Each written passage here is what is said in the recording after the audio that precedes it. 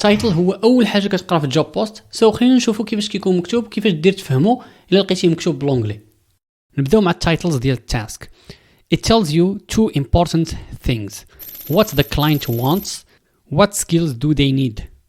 نشوفوا هاد الاكزامبل. Edit my YouTube videos for my coaching business.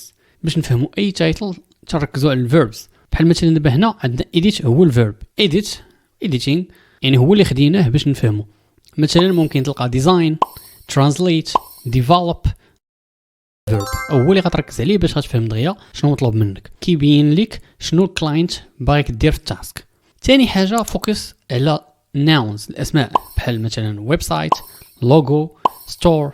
تيكون هو البروجيكت اللي خاصك تخدم عليه. example fix Shopify store bugs. مثلا دابا هنا عندنا fix هو الفيرب. شنو غنصاوب Shopify store bugs هو الناون و bugs كتعني problems. انا خصني نقاد دوك الباجز problems اللي تيوقعوا في ستور